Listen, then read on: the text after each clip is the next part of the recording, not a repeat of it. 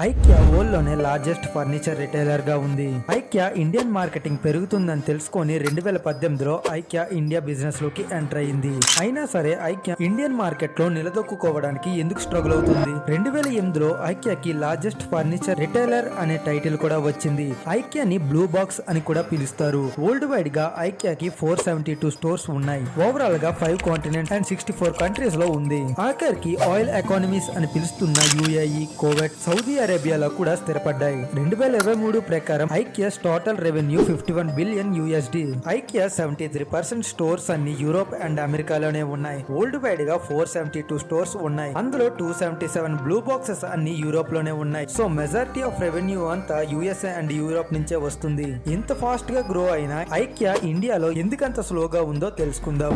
2006లో IKEA ఇండియాలో shop ని setup చేసుకోవడానికి పర్మిషన్ అడిగింది. 3 సంవత్సరాల తర్వాత ఢిల్లీలో ఉన్న రిలాక్స్ రూల్స్ ప్రకారం ఫారెన్ రిటైలర్స్ కి పర్మిషన్ ఇవ్వలేదు. మళ్ళీ 2012లో రీ అప్లై చేసుకుంది. ఇండియన్ గవర్నమెంట్ ఫారెన్ ఓనర్షిప్ ని అగ్రీ చేసి సింగిల్ బ్రాండ్ రిటైలర్ కి పర్మిషన్ ఇచ్చింది. కానీ అందులో 30% సేల్ చేసిన సోర్స్ ని లోకల్ నుంచే సప్లై చేసుకోవాలని చెప్పింది. ఇండియా ఫర్నిచర్ మార్కెటింగ్ లో డిమాండ్ అంచెలంచెలుగా పెరుగుతూ వస్తుంది. 2019లో $6.2 బిలియన్ కి పెరిగింది. 2035 వచ్చేసరికి $24 బిలియన్ కి పెరగవచ్చని అంచనా. ఐక్యాకి ఈ ఇండస్ట్రీలో ఉన్న పెద్ద ఛాలెంజ్ ఏంటంటే నెంబర్ 1 అక్కడ ఉన్న లోకల్ ఫర్నిచర్ షాప్స్. ఇండియాలో 90% ఫర్నిచర్ మార్కెటింగ్ అంతా లోకల్ స్టోర్స్ తో డామినేట్ చేస్తారు. కేవలం 10% మాత్రమే బ్రాండ్ స్టోర్స్ ఉంటాయి. నెంబర్ 2 డిఐవై అంటే డూ ఇట్ యువర్ సెల్ఫ్. అంటే ఐక్యాలో కొన్న ప్రొడక్ట్స్ అన్ని మనమే అసెంబుల్ చేసుకోవడం. ఐక్యా ప్రొడక్ట్స్ అంతా వెస్ట్ కంట్రీస్ నుంచి ఇంపోర్ట్ చేసుకుంటారు. అక్కడే సింపుల్ ప్రొడక్ట్స్ అఫోర్డబుల్ ప్రైస్ లో తీసుకొని వస్తారు. కానీ ఇండియన్ షాప్స్ లో మొత్తం అన్ని చీప్ లేబర్ కాస్ట్ లో వాళ్ళే అసెంబుల్ చేసిస్తారు. ఇండియాలో ఒక ఇంటికి కార్పెంటరింగ్ వర్క్ ఫినిష్ చేయడానికి 10,000 కన్నా తక్కువే చార్జ్ చేస్తారు. కానీ ఐక్యా ఇండియన్ కస్టమర్స్ ని సాటిస్ఫై చేయడానికి వాళ్ళకి రెడీమేడ్ ఫర్నిచర్ సెట్ చేయడానికి 150 మెంబర్ టాస్క్ ఫోర్స్ ని రెడీ చేశారు.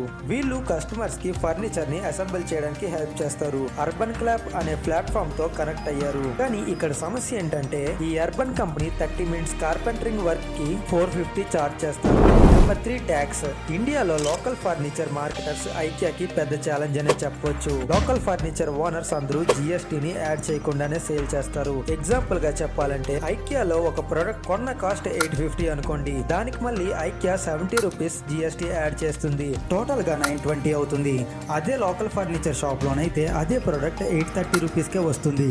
ఎందుకంటే లోకల్ షాప్స్ లో బిల్ ఇవ్వకుండా ట్యాక్స్ ని సేవ్ చేస్తారు. ఈ ప్రాబ్లమ్ ని ఓవర్కమ్ చేయడానికి ఐక్యా ఒక మాస్టర్ ప్లాన్ వేసింది. ప్రొడక్ట్స్ అన్ని చైనా, ఇటలీ, పోలాండ్ నుంచి ఇంపోర్ట్ చేయడం తగ్గించి వాళ్ళకి కావాల్సిన ప్రొడక్ట్స్ అన్ని లోకల్ మ్యానుఫ్యాక్చరర్స్ నుంచే ఇంపోర్ట్ చేసుకుంటున్నారు. అప్పుడు వాళ్ళకి ఇంపోర్ట్ డ్యూటీ కాస్ట్ కూడా తగ్గుతుంది. చీఫ్ ఎగ్జిక్యూటివ్ ఆఫ్ ఐక్యా జెస్పర్ బ్రోడియన్ ఏం చెప్పారంటే ఇండియా ఐక్యాస్ కి బిగ్గెస్ట్ సోర్సింగ్ మార్కెట్ అవుతుంది అని అన్నారు. Number 4 location. ఐక్యా ఇండియాలో స్టోర్స్ కోసం దగ్గరగా $750 మిలియన్ ఖర్చు పెట్టింది. అది కూడా కేవలం 4 స్టోర్స్ కే. సిటీలో పెద్ద స్టోర్ ని వెతకడం అంటే కొంచెం కష్టం, పైగా ఎక్స్పెన్సివ్ గా కూడా ఉంటుంది.